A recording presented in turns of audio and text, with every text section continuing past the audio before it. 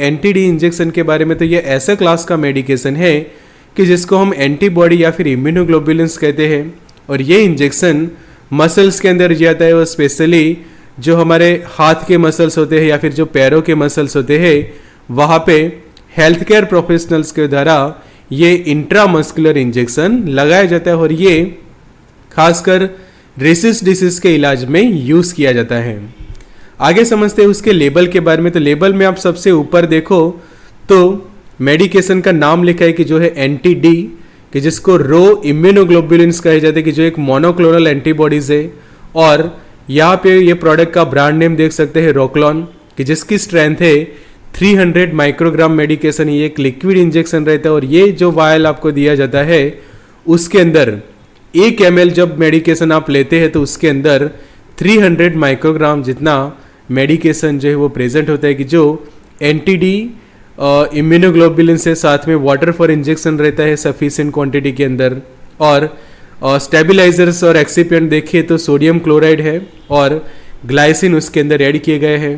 साथ ही हम जाने तो स्टोरेज का यहाँ पे काफ़ी इंपॉर्टेंट है कि आपको 2 से लेकर 8 डिग्री के सेल्सियस पे ही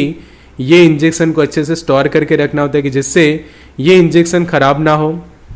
अगर समझते हैं उसके यूज़ के बारे में, तो रेसिस डिसीज के इलाज में ये इंजेक्शन को यूज़ किया जाता है। तो रेसिस डिसीज एक ऐसी बीमारी है, ऐसा एक प्रॉब्लम है कि जो हमारे ब्लड फैक्टर्स के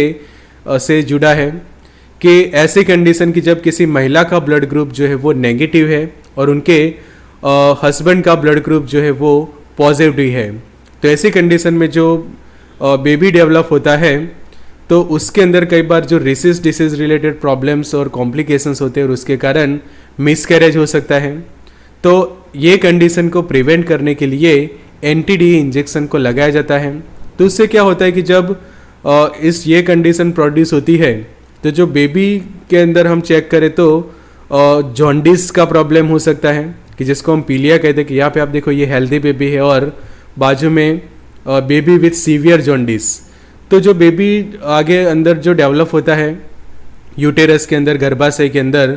तो उसके अंदर जो है वो जॉन्डिस का प्रॉब्लम हो सकता है, या फिर बर्थ के बाद भी उसको जॉन्डिस हो सकता है। फिर एनीमिया की जो कंडीशन की जो खून की कमी हो सकती है उसके अंदर। तीसरी कंडीशन ब्रेन में इंजरी हो सकती है, या फिर किडनी फेलियर जैसे कॉम्प्लिकेशंस होते। तो ये प्रॉब्लम्स ना हो इसलिए प्रेगनेंसी के दौरान ये इंजेक्शन को लगाया जाता है, स्पेशली मिसकैरेज को प्रिवेंट करने के लिए। दूसरे कुछ हम उसके यूज़ देखें तो अगर किसी पर्सन का ब्लड ग्रुप जो है वो RH नेगेटिव है और वो किसी RH पॉजिटिव डोनर से ब्लड जो है वो रिसीव करता है, तो ऐसे कंडीशन में उसकी बॉडी के अंदर इन्फेक्शंस को प्रिवेंट करने के लिए भी एंटी-डी इंजेक्शन लगाया जाता है। बिकॉज यूजुअली क्या होता है कि जो RH नेगेटिव जो रेसिपिएंट है, कि जिनका ब्लड ग्रुप नेगेटिव है, उन लोगों को स्पेशली नेगेटिव ब्लड डोनर से ही ब्लड जो है वो लेना चाहिए, कि जो RH नेगेटिव डोनर है उसी से। बट अगर किसी गलती से RH पॉजिटिव डोनर से वो ब्लड ले लेता है तो ऐसे कंडीशन में उसके बॉडी के अंदर इन्फेक्शन हो सकता है, तो उसको प्रिवेंट करने के लिए भी एंटी-डी इंजेक्शन को लगाया जाता है। चौथी कंडीशन देखें तो जो इम्यून थ्रोम्बोसाइटोपेनिक पुरपुरा की जो कंडीशन हम कहते हैं, कि जिसके अंदर आपके जो ब्लड प्लेटलेट काउंट से वो काफ़ी कम हो जाता है, तो ऐसी कंडीशन को भी ट्रीट करने के लिए ये एंटी-डी इंजेक्शन को लगाया जाता है। तो अब समझते हैं कि रेसिस डिसीज क्या है, कि आपके माइंड में कब से ये सवाल जरूर होगा कि रेसिस डिसीज क्या हो रही है, कैसे कंडीशन में प्रोड्यूस होती है। तो जैसे मैंने आपको बताया कि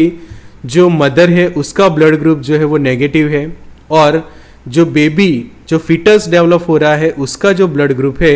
वो पॉजिटिव है। कि चाहे ब्लड ग्रुप कोई भी हो, जैसे हम जानते हैं कि ब्लड ग्रुप के जो अलग अलग प्रकार, तो समझो कि A पॉजिटिव है तो सामने A नेगेटिव भी होता है, B पॉजिटिव है तो सामने B नेगेटिव ब्लड भी होता है। फिर ब्लड ग्रुप AB है तो उसमें भी पॉजिटिव रहता है और AB नेगेटिव रहता है, और O पॉजिटिव है तो O नेगेटिव है। तो जब मदर का ब्लड ग्रुप इस तरह से नेगेटिव की कैटेगरी में आता है, कि जो RH नेगेटिव और जो बेबी डेवलप हो रहा है उसका पॉजिटिव है, तो जो एंटीबॉडीज़ जो डेवलप होते हैं मदर की बॉडी में, वो क्या करते हैं, जो बेबी के जो ब्लड सेल होते हैं उनको डिस्ट्रॉय करना शुरू करते हैं, जिसके कारण प्रॉब्लम ये होती है कि कि जो बेबी डेवलप हो रहा है उसके अंदर आरबीसीज डिस्ट्रॉय होने के कारण आरबीसी कम होने लगते हैं। आरबीसी कम होते तो ऑब्वियसली उसके अंदर जो हीमोग्लोबिन है वो भी कम होगा, कि जिससे वो बेबी है वो एनेमिक होने लगता है, उसके अंदर खून की कमी होने लगती है। और ऐसी कंडीशन को मेडिकल टर्म में HDFN कहा जाता है, कि जिसका फुल फॉर्म बनता है haemolytic disease of the foetus and newborn. कि अगर बच्चा जन्म लेता है तो उसके बाद भी उसको ये प्रॉब्लम हो सकता है, या फिर अगर वो फीटस स्टेज में है तो भी ये प्रॉब्लम होता है। और उसके कारण क्या होता है कि बच्चे को एनीमिया हो सकता है, कि वो एनीमिक हो सकता है, या फिर उसके अंदर जॉन्डिस हो सकता है, मतलब कि पीलिया हो सकता है, ब्रेन इंजरी या फिर ब्रेन डैमेज हो सकता है, या फिर आगे जाके उसकी डेथ हो सकती है, कि जिसके कारण क्या होता है मिसकैरेज हो जाता है। तो ये है स्पेशली रेसिस डिसीज। तो इसके इलाज में ये इंजेक्शन गर्भवती महिलाओं को लगाया जाता है, कि जिनका ब्लड ग्रुप जो है वो स्पेशली नेगेटिव होता है। आगे समझते हैं एंटी-डी इंजेक्शन के बारे में डिटेल में, कि जो सेकंड प्रेगनेंसी के दौरान भी इसका इम्पोर्टेंट क्यों है। तो कई बार क्या होता है पहली प्रेगनेंसी में कुछ कॉम्प्लिकेशंस ना हो, बट सेकंड प्रेगनेंसी में काफ़ी प्रॉब्लम होते, तो उस वक्त भी ये इंजेक्शन लगाया जाता है। जैसे कि आप समझिए कि जिन महिलाओं का ब्लड ग्रुप नेगेटिव है, कि यहाँ पे आप देखो डायग्राम के अंदर ये जो मदर है उनका ब्लड ग्रुप जो है वो नेगेटिव है और उनके पति का ब्लड ग्रुप पॉजिटिव हो, तो जो बच्चे को नुकसान होने का जो है वो खतरा रहता है। और पहले गर्भावस्था में जो प्लेसेंटा से होकर खून जो है वो माँ में जाता है, कि अगर यहाँ पे देखो कि ये प्लेसेंटा है और प्लेसेंटा से होकर जो बच्चे ये जो एंटीजन जो है वो मदर की बॉडी में जा रहा है, तो उसके चलते गर्भवती महिला के खून में एंटीबॉडी बनने लगते हैं। और ये एंटीबॉडी खासकर जो पहले गर्भावस्था में बच्चे को नुकसान नहीं करते, बट प्रॉब्लम स्पेशली होता है सेकंड प्रेगनेंसी के दौरान। तो यहाँ पे आप देखो कि फर्स्ट प्रेगनेंसी के दौरान ये RH पॉजिटिव फीटस है और RH पॉजिटिव एंटीजन जो है वो उसके अंदर डेवलप हुए, तो ये एंटीजन प्लेसेंटा से होकर मदर के बॉडी के अंदर एंटर होते हैं और उनके सामने एंटीजन के सामने हमें पता है कि हमेशा एंटीबॉडी डेवलप होते हैं। तो मदर की बॉडी में इस तरह से anti-RH एंटीबॉडीज जो है वो डेवलप होने लगते हैं। बट ये डेवलप हुए एंटीबॉडी ये जो फर्स्ट फीटस है फर्स्ट प्रेगनेंसी का उसको कोई भी कॉम्प्लिकेशंस या फिर प्रॉब्लम नहीं करते। बट जब सेकंड प्रेगनेंसी जब रहती है और उस वक्त समझो कि बेबी RH पॉजिटिव है, तो उस वक्त ये जो एंटीबॉडीज बने हैं वो क्या करते हैं बेबी के ब्लड स्ट्रीम के अंदर पहुंचते हैं और ब्लड स्ट्रीम के अंदर पहुंच के बेबी के अंदर क्या करते हैं कि उनके जो आरबीसी होते हैं उनको डिस्ट्रॉय करना शुरू करता है, कि जिससे आरबीसी कम हो जाते हैं, उसके अंदर हीमोग्लोबिन कम होने लगता है और वो बच्चा आगे जाके एनीमिक हो सकता है। तो दूसरे गर्भावस्था में गर्भवती महिला के खून में पहले से मौजूद एंटीबॉडी, कि ये पहले से मौजूद ये एंटीबॉडीज गर्भ में पल रहे बच्चे के खून में जाकर उसके जो सेल है उसको नुकसान करने लगता है। तो इसी के कारण बच्चे के अंदर खून की कमी होने लगती है, कि जैसे मैंने अभी आपको कहा कि आरबीसी कम होने लगते हैं और उसके कारण HB कम होता है, कि जिससे बच्चा जो है वो एनेमिक होता है, कि जिसको हम कहते हैं कंडीशन कि उसके अंदर खून की कमी होने लगती है। और इसी के प्रभाव से बचने के लिए गर्भवती महिलाओं को एंटी-डी इंजेक्शन लगाया जाता है। कि आप यहाँ पे देखो कि फर्स्ट प्रेगनेंसी के बाद जैसे ही बेबी को जन्म देते उसके बाद समझो कि 72 आवर्स के अंदर 72 आवर्स के अंदर समझो कि एंटी-डी इंजेक्शन लगा देते हैं। तो ये जितने भी ये एंटीबॉडीज है वो सभी को एंटी-डी इंजेक्शन क्या कर देगा, डिस्ट्रॉय कर देगा। तो अगर सेकंड प्रेगनेंसी रहती है तो उस वक्त ये एंटीबॉडीज यहाँ पे प्रेजेंट ही नहीं होंगे, जिसके कारण जो फीटस है, जो सेकंड RH पॉजिटिव फीटस है, उसको कोई भी प्रॉब्लम नहीं होगा और ये बच्चे की जान जो है वो हम बचा सकते हैं, या फिर उसको कोई भी प्रेगनेंसी कॉम्प्लिकेशंस नहीं होंगे। तो दरअसल डायग्रामेटिकली समझे तो इस तरह से होता है कि जो हस्बैंड है वो RH पॉजिटिव है और महिला जो है वो RH नेगेटिव है। तो उनका जो बेबी समझो कि डेवलप हो रहा है और वो RH पॉजिटिव है, तो उसके कारण क्या होगा कि मिसकैरेज हो सकता है, स्टिल बर्थ हो सकता है, किडनी फेलियर का प्रॉब्लम हो सकता है, बच्चे का ब्रेन डैमेज हो सकता है, वो उसको एनीमिया हो सकता है, या फिर वो उसके अंदर एनेमिक जो सिम्टम्स देखने को मिलेगी कि उसके अंदर खून की कमी है, एच भी उसका काफ़ी कम है, और ये सब कॉम्प्लिकेशंस के कारण उसको बहुत सारे प्रॉब्लम्स जो है वो हो सकते हैं। साथों साथ कई बार क्या होता है कि जो रिसिस नेगेटिव जो लेडी है वो कई बार ब्लड जो है वो रिसीव करती है RH पॉजिटिव डोनर से, और अगर वो फ्यूचर में कभी भी प्रेग्नेंट होती है तो उस वक्त उसके फिटस को वो RH पॉजिटिव जो एंटीबॉडीज़ है वो नुकसान पहुंचा सकते, तो ऐसे कंडीशन में भी एंटी-डी इंजेक्शन को जो है वो लगाया जाता है।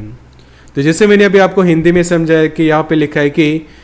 Woman whose blood group is negative and husband's blood group is positive, there is a risk of loss of child. तो ऐसी कंडीशन में एंटी-डी इंजेक्शन को लगाया जाता है कि जिससे हम क्या कर सके, बेबी को जो है वो प्रिवेंट कर सके, लॉस ऑफ बेबी जो कई बार प्रॉब्लम होता है उसको जो है वो हम प्रिवेंट करवा सके, या फिर जो मिसकैरेज वगैरह की जो प्रॉब्लम्स होते हैं उसको जो है वो हम ट्रीट कर सकते हैं।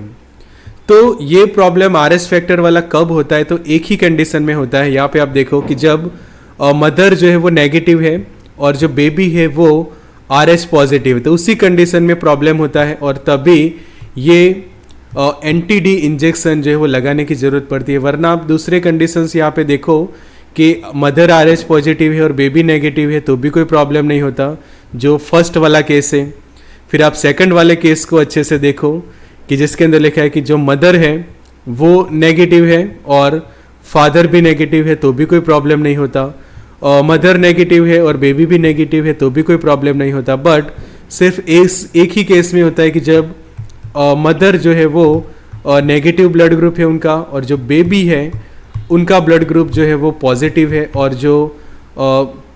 फादर है उनका ब्लड ग्रुप जो है वो पॉजिटिव है। तो ऐसे ही कंडीशन में ये इंजेक्शन जो है वो लगाया जाता है कि जिससे मिसकैरेज का प्रॉब्लम ना हो, या फिर जो बेबी को दूसरे कुछ प्रेगनेंसी कॉम्प्लिकेशंस ना हो। तो ये इंजेक्शन कैसे काम करता है, तो जैसे मैंने अभी डायग्रामेटिकली आपने समझाया कि ये इंजेक्शन ब्लड स्ट्रीम के अंदर पहुंच के, कि जब ये इंट्रामस्कुलरली लगाया जाता है तो ब्लड स्ट्रीम के अंदर पहुंच के जो RH पॉजिटिव जो ब्लड सेल्स होते हैं उनको जो है वो डिस्ट्रॉय कर देता है, कि जिससे कारण जो फिटस डेवलप होता है उसके ऊपर कोई भी ऐसे हानिकारक असर नहीं होती वो एंटीबॉडीज़ की, और बच्चे के अंदर कोई भी कॉम्प्लिकेशंस नहीं होते। तो स्पेशली ये इंजेक्शन लगाने के बाद जो एंटीबॉडीज़ जो डेवलप हुए होते हैं वो डिस्ट्रॉय हो जाते हैं, और उसी के कारण जो फिटस के ऊपर कोई भी कॉम्प्लिकेशंस नहीं होते हैं। तो ये इंजेक्शंस के हम फैक्ट्स देखें तो अगर प्रेगनेंसी कॉम्प्लिकेशंस है कि बार बार मिसकैरेज हो रहा है आपका, तो ऐसे कंडीशन में फर्स्ट प्रेगनेंसी में भी ये इंजेक्शन लगाया जाता है कि अगर मदर का ब्लड ग्रुप जो है वो नेगेटिव है और जो फादर है उसका ब्लड ग्रुप जो है वो पॉजिटिव है, तो ऐसी कंडीशन में भी समझो कि बच्चा जो फिटस डेवलप हो रहा है वो पॉजिटिव ब्लड ग्रुप वाला डेवलप हो रहा है, और कुछ ऐसा लगता है कि आपने डायग्नोसिस करवाया और कुछ कॉम्प्लिकेशंस लग रहे, तो उस वक्त फर्स्ट प्रेगनेंसी में भी ये इंजेक्शन लगाया जा सकता है, और जिससे आप जो है वो प्रिवेंट करवा सकते हैं आपका मिसकैरेज आपकी हर एक प्रेगनेंसी के दौरान। तो ज़रूरी है कि प्रॉपर डायग्नोसिस हो कि जिससे ये प्रॉब्लम से आप बच सके, कि जब ऐसी कंडीशन कि जब मदर का जो ब्लड ग्रुप है वो नेगेटिव है और फादर का पॉजिटिव है, तो हर वक्त प्रॉपर आप डायग्नोसिस के बाद ये मेडिकेशंस को ले सकते हैं। उसकी डोज की हम बात करें तो जो RH नेगेटिव मदर्स होती है वो रिसीव करते हैं एंटी-डी इंजेक्शन के 2 डोज। पहला डोज उनको खासकर लगाया जाता है 28 वीक्स के प्रेगनेंसी पीरियड्स के दौरान, कि जो स्पेशली हम जो ट्राइमिस्टर्स हम कहें तो जो थर्ड ट्राइमिस्टर जब शुरू होता है तो उस दौरान 28 वीक्स के दौरान उनको लगा सकते हैं फर्स्ट डोज, और जो सेकंड डोज है वो 34 वीक्स के प्रेगनेंसी पीरियड के दौरान लगा सकते हैं। और जब बेबी का जन्म होता है और वो समझो कि RH-D पॉजिटिव है, तो उस वक्त उसके जन्म के 72 आवर्स में भी ये इंजेक्शन का डोज जो मदर को लगा सकते हैं, कि जिससे सेकंड प्रेगनेंसी के दौरान कोई कॉम्प्लिकेशंस ना हो। तो अब ये इंजेक्शन के कुछ साइड इफ़ेक्ट्स समझते हैं, कि जो कुछ कॉमन साइड इफ़ेक्ट है कि ये इंजेक्शन लेने के बाद आपको हेडेक यानी कि सर दर्द हो सकता है, फिर स्किन के ऊपर इस तरह से एलर्जिक रिएक्शंस के तौर पे रैशेस डेवलप हो सकते हैं, खुजली हो सकती है आपको, कि यहाँ पे आप देखो ये पर्सन को खुजली हो रही है, तो ऐसा इचिंग जैसा हो सकता है। फिर आपको बुखार भी आ सकता है, फीवर जैसा आप प्रोड्यूस कर सकते हैं, या फिर आपको ठंड लग सकती है, चिल्स, नोज़िया, वॉमिटिंग, मतलब कि आपको उल्टी हो सकती है, जी घबरा सकता है, जोड़ों में दर्द हो सकता है कि जॉइंट पेन, डिजीनेस मतलब कि नींद आना, आपके हार्ट बीट्स जो है वो रैपिड हो सकते हैं, मतलब कि हार्ट रेट इंक्रीज होना, कि जिसको मेडिकल टर्म्स के अंदर हम टैकीकार्डिया कहते हैं, कि जो नॉर्मल हार्ट बीट्स होते हैं उसके कंपेयर में आपके जो हार्ट बीट, आपके जो पल्स है वो इंक्रीज होना। उसके बाद आप अनवेल फील करते हैं, मतलब कि अनकंफर्टेबल फील करते हैं, कुछ भी अच्छा ना लगता हो ऐसा आप फील कर सकते हैं, काफ़ी थकान आप महसूस कर सकते हैं इंजेक्शन के लेने के बाद। स्किन का कलर जो है वो पेलनेस या फिर येलोनेस जैसा हो सकता है, पेट में दर्द हो सकता है, और बॉडी के ऊपर या फिर चेहरे के ऊपर या फिर आपके लिप्स, आँखों के नीचे सूजन आ सकती है, खुजली हो सकती है, एलर्जिक रिएक्शंस डेवलप हो सकती है ये इंजेक्शन को लेने के बाद। तो वार्निंग एंड कॉन्ट्राइंडिकेशंस यही रहेंगे कि अगर आपको ये इंजेक्शन लेने के बाद ऐसे कॉम्प्लिकेशंस बहुत ही सीवियर हो रहे हैं तो ये इंजेक्शन नहीं लेना चाहिए। फिर कुछ ऐसे उसकी सीरियस साइड इफ़ेक्ट्स भी है, जैसे कि स्किन जो है वो आपकी येलो होने लगती है, ये एक उसके सीरियस साइड इफ़ेक्ट है। दूसरा, ब्रीथिंग में आप जो है वो काफ़ी डिफ़िकल्टीज फील करते हैं, जिसको शॉर्टनेस ऑफ ब्रेथ कहा जाता है, कि ये वाला पर्सन देखो कि उसको सांस लेने में काफ़ी दिक्कत हो रही है, तो ऐसे कुछ कॉम्प्लिकेशंस भी होते हैं। फिर चेस्ट पेन, कि आपकी छाती के अंदर दर्द होता है, कि जिसको हम एंजाइना भी कहते हैं मेडिकल टर्म्स में, वो प्रॉब्लम हो सकता है। या फिर आपका जो यूरिन, कि ये वाला देखो कि जो लाइट येलो कलर का ये जो यूरिन है उसके कंपेयर में ये जो कलर आप देखो तो काफ़ी डार्क कलर का यूरिन है। तो ऐसे कुछ कॉम्प्लिकेशंस अगर आपको होते हैं तो तुरंत आपके डॉक्टर या फिर फार्मासिस्ट को बता के